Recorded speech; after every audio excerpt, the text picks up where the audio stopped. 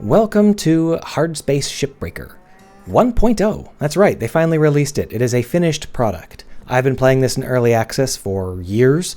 I love it. I have hundreds of hours in it. I think that the core gameplay loop of this game is astonishingly unique and compelling, which is a rare combination. I've made videos on this. I made videos on it 2 years ago. So yeah, I recommend that you go play it. But let's talk a little bit about the 2 years. What have they been doing for the past 2 years? Is the game better now? Well, this is a game dev focused channel, so I think it's important that we talk about the actual act of game development. Those 2 years were them trying to turn their vertical slice into a complete game. For the most part, you can think of that portion of the game development stretch as adding content and polish to your game. It's a critical phase, and it is a huge amount of work. But it's not necessarily work that goes in the direction you might want. This is something that happens a lot. People will add things to their game because they've seen those things in other games, but they don't gel with the game that you're actually building. Like, if you've ever made a prototype and you've sat down and gotten really into it, you're like, oh, this prototype is amazing! I found something great! And then you've tried to take that prototype and make it into a finished product by adding content to it and polish to it.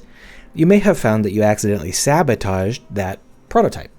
You added content that actually detracted from the way that the game plays.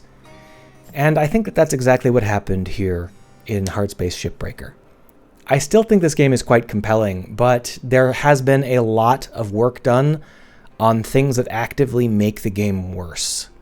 And I think that it's worth discussing that as game devs. I don't want to be like, oh, they screwed it up, or oh, they should do it better, or anything like that. I don't want to lay this down at anybody's feet or get angry at it.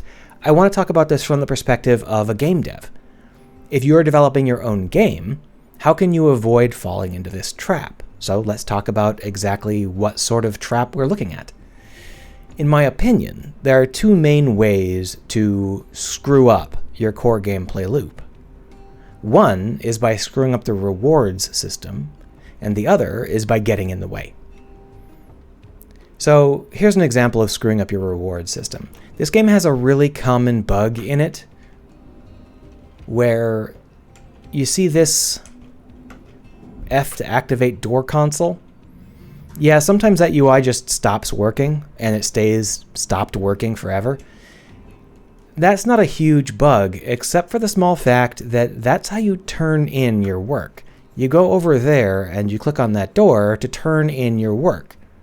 So you might scrap an entire ship. You might spend half an hour or 45 minutes scrapping a ship. And you've completed it. Oh yeah, great stuff. Yeah, but you can't turn it in. You can't actually get any of the rewards you earned. This is an astonishingly deflating situation because you're like, oh no. I wasted all that time. I have no choice but to reset, to revert the entire shift. Oh, it takes the wind right out of your sails. Now, obviously, that's just a bug. It's a particularly nasty bug, but it's just a bug, so it's not on purpose. However, they do have a very similar thing that happens on purpose. They give you access to your own ship. You don't actually have the ability to see it, but you have the ability to repair it by giving it components. Components that you scrounge up while you're salvaging ships. That sounds like a natural combination, right?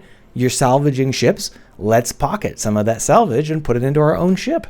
Brilliant, right? Except they screw it up. Because you're not salvaging this. You're not salvaging a seat or a computer. You're salvaging this. You're salvaging random floating debris.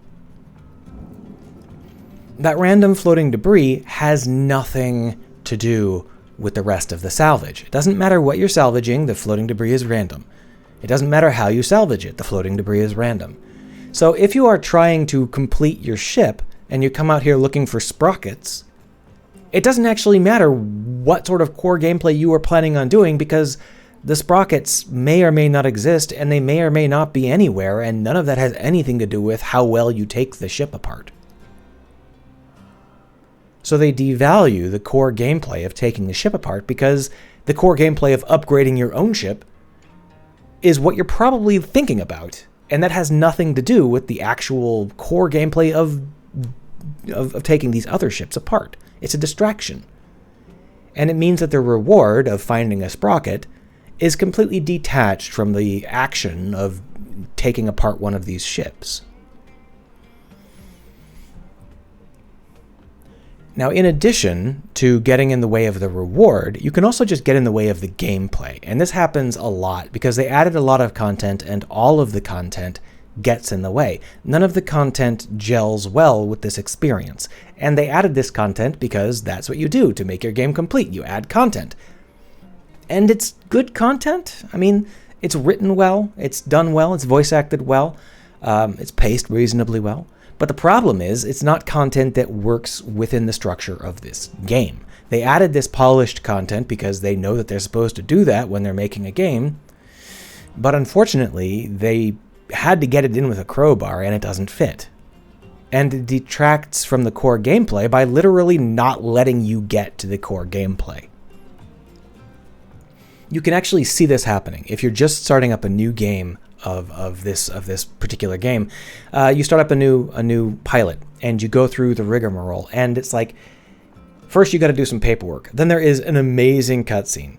Then you got to do a really long story cutscene. Then you got to do more paperwork. Then there's another cutscene. There's more of this, more of that. And every single cutscene that comes up, you're like, oh, okay, I can tell exactly when they added this. This was the original. This was second phase. This was third phase. This was fourth phase. And you can see that they just kind of piled it up rather than thinking about what the final experience would be. So when you start up a game, you have like 10 minutes of cutscenes and paperwork stuff to do before you can get even to the first tutorial.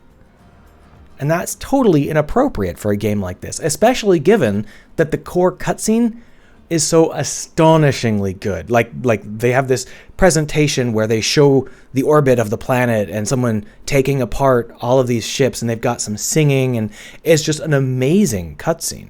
And nothing else even comes close to comparing. And that's because when they first started, that was what they did. They were like, here is our amazing cutscene, now go! But now it's, here is our amazing cutscene, and then here's another cutscene, and then here's another cutscene, and then here's another cutscene. You're like, oh, I don't think you understand the way that this is supposed to progress. That sort of action where you just start layering in content to the point where you forget the actual flow of the player experience is extremely common when you're doing game dev. It's very easy to lose track of what the player sees because you're so close. You're like inside of the problem, right? You can't see the shape from outside because you're too close. But it's important to remain focused on just the content you need and how to weave it in properly. If for nothing else, it means you have less content to create. If you can't layer more content in, then congratulations, you're done, release it. This, of course, isn't just a matter of the first scene of the game. It happens constantly throughout the game. When I finish this and I go over there and I turn it in, we're going to see a lot of pop-ups. It'll cut to me in bed, it'll cut to me having to answer my emails, and it'll tell me what new ships I have access to, it'll tell me who has called me, who has left me messages, it'll tell me what I picked up and brought in, what sort of new bears did I find floating around in the salvage ships, what sort of new posters, what do I have that I can decrypt, and then it'll say, oh, you've got a phone call, you need to go answer the phone call, listen to them talk for 2 minutes. No, you can't skip it. No, you can't update your equipment or anything while they're talking. You have to just sit there and listen to them talk. And it's like, you're in the way. Stop being in the way. None of this stuff gels with this core content of having a ship that we're taking apart. Now, it could have. You can set up that content so that it does gel. You set up a thing where the two things echo across each other. If you want to see examples of that, you can just look up any given RPG. They have 8,000 systems, and all of their systems interlock, which means that every system has more meaning and more power than it would have had on its own. That's the point of an RPG. But that's not what's happening here. Every single thing that interrupts you, that gets in your way, is something that doesn't actually relate to this process of taking a ship apart. It's just a distraction. So, when you are trying to develop your own game, polish your own game, please keep a sharp eye on the actual player experience. Is your content enhancing your gameplay? Is your content actually helping you to do the thing that your game is best at, or is it getting in the way? Now, if your game doesn't have any meaningful gameplay, any fun gameplay, you're just going with bog standard or whatever, maybe it's okay if you screw up the gameplay because it's not any good anyway. But for a game like this, where it is 100% about the amazing gameplay, it doesn't make any sense to get in the way. And I'm hoping that most of you out there in my channel are the sorts of devs that also have big ideas about cool games that you'd like to make and cool gameplay that should be in those games.